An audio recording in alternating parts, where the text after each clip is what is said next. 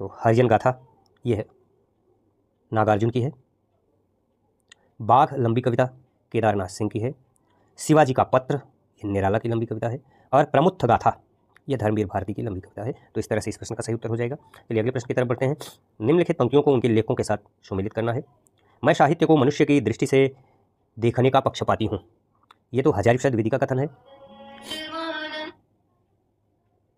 यह हजारीप्रसाद द्विवेदी का कथन है। नाद सौंदर्य से कविता की आयु बढ़ती है।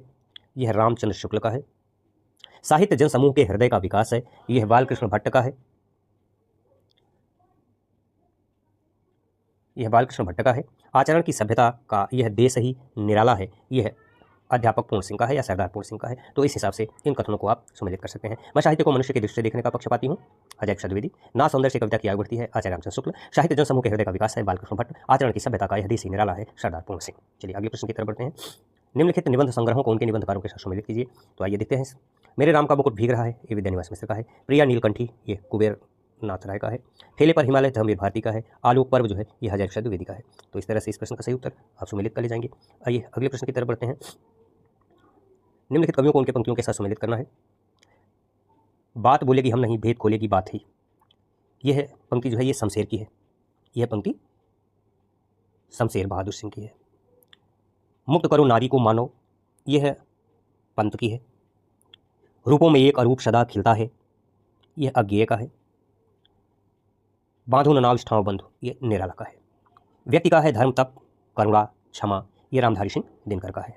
रामधारी सिंह ये दिनकर का उनके काव्य की काव्य पंक्ति है। चलिए अगले प्रश्न की तरफ बढ़ते हैं।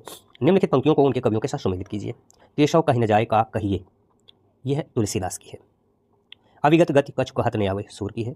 राम भगत अनियाली तीर, कबीर की है। जोरी लाई रकत कई ले, यह जायसी की प्रसिद्ध काव्य पंक्ति है। चलिए अगले प्रश्न की तरफ बढ़ते हैं। निम्नलिखित कृतियों को उनके कवि आचार्यों के साथ सम्मिलित कीजिए। रस रहस्य कुलपति मिश्र की है। रस सारांश जो है ये भिखारीदास की है।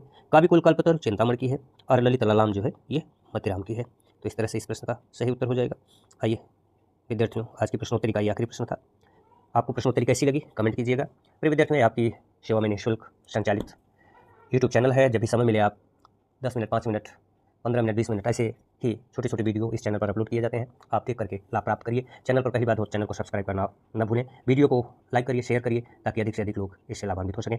तो विद्यार्थियों पुनः मुलाकात होगी एक नई वीडियो के साथ, एक नई प्रश्नोत्तरी के साथ। तब तक के लिए आप हंसते रहिए, मुस्कुराते रहिए। ईश्वर आपको हर खुशी दे। नमस्कार। जय हिंद, जय हिंदी, जय भारत।